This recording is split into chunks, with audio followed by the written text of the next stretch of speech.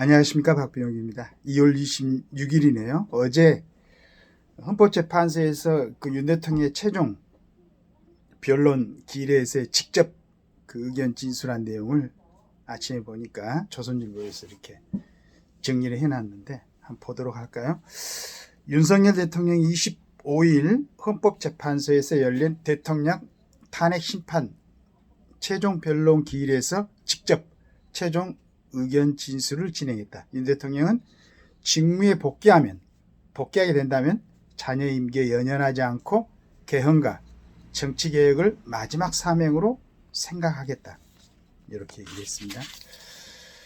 윤석열 대통령이 25일 헌법재판소에서 진행된 탄핵 심판 사건 최종 변론에서 비상계엄 선포 배경에 대해 거대 야당이 줄탄핵, 입법 폭주, 예산 폭거로 정부의 기능을 마비시켜왔다며 정치적 목적을 위해 정부 기능을 마비시키는데 권한을 악용한다면 이는 헌정 질서를 붕괴시키는 국헌 문란이라고 밝혔다.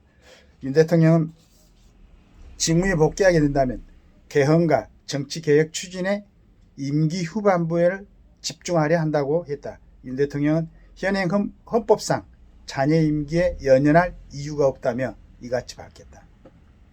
계속 제가 주장했던 게 윤 대통령 복귀해서 지금 문제를 태동시킨 이런 요소에 대해서 정말 아주 진실하게 그런 태도로서 이 부분을 갖다 정리를 해야 된다. 이 후대를 위해서라고 몇 번 주장을 했는데 아마 이제 우리 윤 대통령도 여러 가지 생각을 했던 것 같습니다.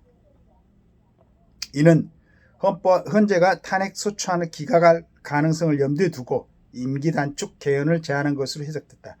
이날 최종 변론은 작년 12월 14일 국회에서 탄핵 소추안이 통과된 지 73일 만에 이루어졌다. 윤 대통령은 변화된 시대에 맞지 않는 탈취체제가 여전히 유지되고 있다며 저는 이미 대통령직을 시작할 때부터 임기 중반 이후에는 개헌과 선거제 등 정치개혁을 추진하겠다는 계획을 갖고 있었다고 했다. 그는 현직 대통령의 희생과 결단이 없이는 헌법 개정과 정치 개혁을 할 수가 없으니 내가 이를 해내고자 생각했다면서 그러면서 국민의 뜻을 모아 조속히 개헌을 추진해 우리 사회 변화에 잘 맞는 헌법과 정치 구조를 탄생시키는데 신명을 다하겠다며 개헌과 정치 개혁 과정에서 국민 통합을 이루는 데도 노력을 다할 것이라고 했다. 윤 대통령은 직무에 복귀하게 되면 자신은 대외관계에 치중하고 국내 문제는 총력의 권한을 대폭 넘길 생각이라고 밝혔다. 윤 대통령은 12.3 비상계엄 선포에 대해 이 나라가 망국적 위기 상황을 처해 있음을 선언한 것이고 주권자인 국민들께 상황을 직시하고 이를 극복해 나가는데 함께 해달라는 절박한 호소라고 했다. 윤 대통령은 이날 계엄의 불가피성을 최종 변론의 상당 부분을 할애했다. 그러면서 개헌 과정에서 소중한 국민 여러분께 혼란과 불편을 끼쳐드린 점 진심으로 죄송스럽다고 했다. 윤 대통령은 다만 이번 최종 변론에서 현재의 탄핵 심판 결과에 승복한다는 발언을 하지 않았다.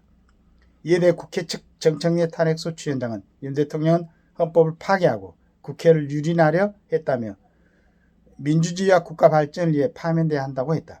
이날 변론을 마지막으로 11차례에 걸친 윤 대통령의 변론 절차는 마무리됐다. 현재의 결론은 다음 달 중순쯤 나올 전망이다. 이렇게 정리가 됐습니다. 어제 윤 대통령의 최종 변론 굉장히 긴 시간이었죠. 국민들도 아마 관심을 가진 분들 다들 보셨을 테니까. 가닥은 잘 잡으신 것 같아요.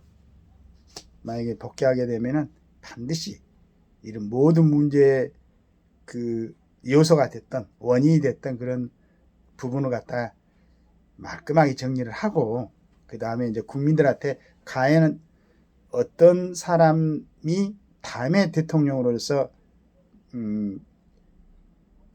가능하겠는가 그 부분을 갖다 국민들이 좀 차근차근하게 검토해 볼 수 있는 시간을 충분하게 줘야 됩니다. 그러려면 대통령이 복귀해서 2년 한 몇 개월 남았습니까? 얼마 남지도 않았죠. 그 동안에 국민들이 그 사람, 우리가 정말로 5년 동안 정치를 맡겨보니까 문제가 심각했죠. 그런데 지금 이제 개헌을 한다고 그랬으니까 반드시 4년 중임제로 개헌을 하고, 그 다음에 이제 선거관리위원회, 이제 그 부분, 이번에 얘기가 있었던 모든 부분에 대해 점검을 해보고, 과연 문제가 있었으면은 반드시 그걸 갖다가 이제 고쳐야 될 거고, 그 다음에 이제 제 욕심에는 헌법재판소도 뭐 참 대법원의 한 그 부분으로 파트로 이렇게 했으면 좋겠는데, 그 다음에 대법원의 판사들하고 헌법재판관들의 그 임기도 좀 조절을 하고, 물론 전문가들이 더 열심히 연구를 하고 있겠죠. 근데 저는 이제 지켜보고 있는 아주 그 객관적인 밖에서 보는 입장으로, 내부에서 저하고는 전혀 상관이 없으니까 그 전문적인 분야에 대해서는 그분들은 어떻게 생각하고 있는가.